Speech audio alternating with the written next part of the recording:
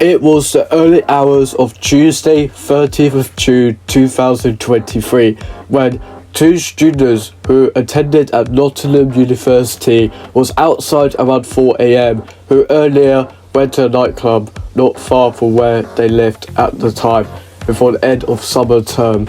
Their names were Barnaby, Webber and Grace Kumar, both 19.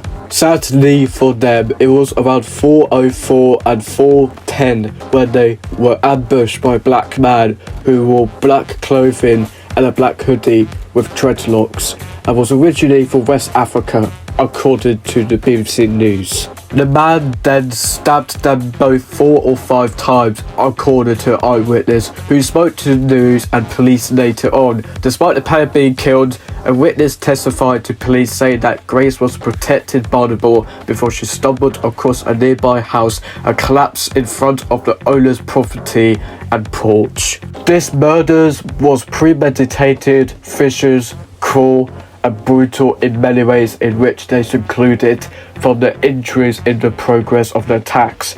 A lot of blood spilled from her body and went all over the place when she ended up. No one was at home where and when the bloody rampage unfolded in the early hours of the morning. Barnaby sadly died in the street, and so did Grace, who was discovered minutes later, and that's when someone decided to call 999 to the police to inform them that they discovered the two dead bodies and later found it a guy in his 60s who was stabbed simply for his white van. His name is Ian Coaters, who was 65 years old at the time and was months away from retirement after being a school caretaker for so many years, says his loved ones. Guy in the CCTV who pushed the suspect out of the window before the suspect suddenly fled on foot. The hooded figure tried to gain entrance into a hostile housing complex before he slashed Coaters. In spite of the CCTV footage surfaced online and on social media, it's crazy to think he tried to break into the place, and who knows what happened if that brave man wasn't home at all. He would certainly have killed a lot more people if he wasn't there. He also ran over 3 pedestrians over at a bus stop in Milton Street, where the 2 sustained minor injuries and the 3rd one was in critical condition but now in a stable condition, recently hospital at the time recording. The attack occurred on Inkerstow Road, where he stabbed and slashed the 2 students to death before running on foot to try to go inside a hostel, and then went to Magdana Road, where he killed a 65-year-old school caretaker. This chaos, subsequent violence and horror unfolded on the streets of Nottingham will forever remain the worst stabbing to happen in the UK 2023, as the bloodbath was continuing on. Welcome to another episode of Psycho Minds. My name is Cody, and today we will talk about the suspected terror attack that happened in the UK. Stick with us as we uncover the details what happened on the 30th of June 2023 and the aftermath of the major incident that no one saw coming ever.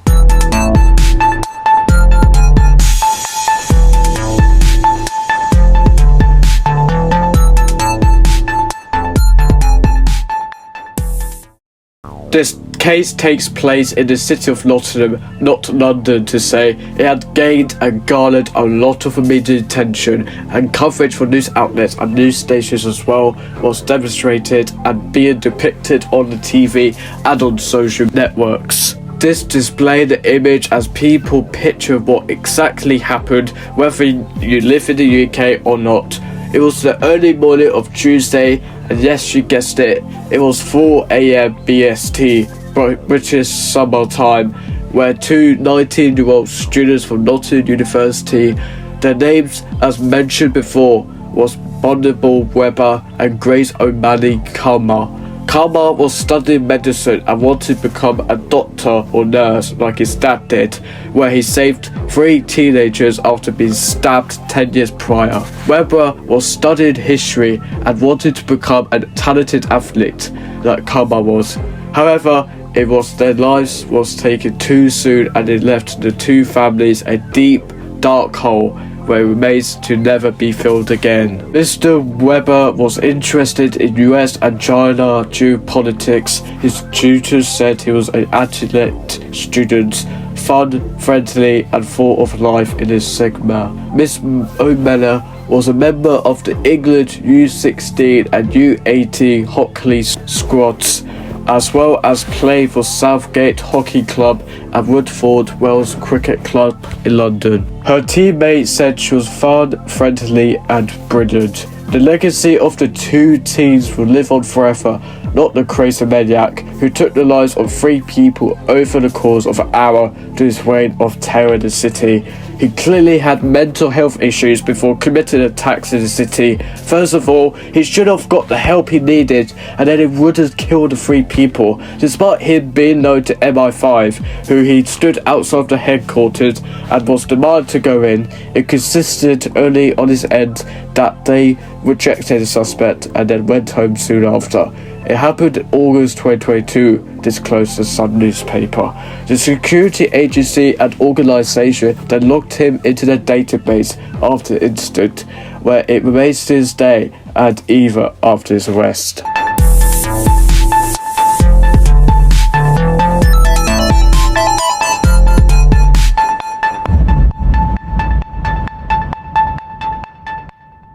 But that's the thing. You see, he moved into the UK as an immigrant instead of refugee as a teenager several years ago.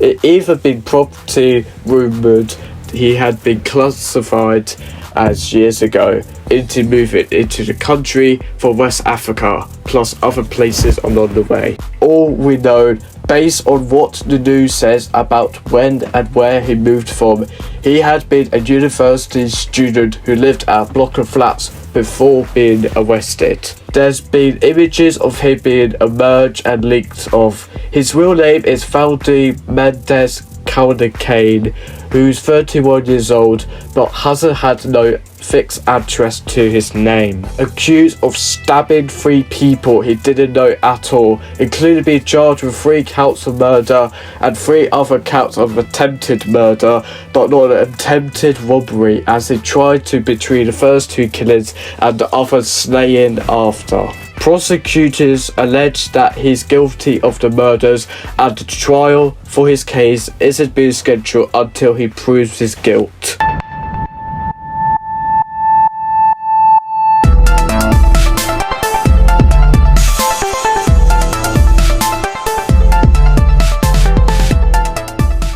He was sent to Nottingham Magistrates Court on Saturday, June the 17th. He only gave himself a name, and it's Adam Mendes. He appeared in the docks wearing a grey t-shirt and grey jogging bottoms. Mendes is due to appear at Nottingham Crown Court on Tuesday, where it's decided whether or not he goes to trial for the murders or end up at a mental institution or hospital, to say the least. Adam had a blank expression on his face when the charges were read in court, which he denies the charges, and the judge says there will be no bail at all. He was remanded into custody until his next hearing or appearance on Tuesday. The emotional vigil was soon held and planned after senseless killings in honour and remembrance of the victims who lost their lives for nothing. Over 3,000 people and students of the university and further afield attended the vigils and laid down flowers, tributes and messages to those who died in the bloodshed. Adam was flanked by 3 security officers for reasons that they know, and hopefully he dies in prison as given no possibility of parole or life terror for the killings. Thank you for watching Psycho Minds. That was the case of the Nottingham murders, and why not click one of our videos to see what we post about.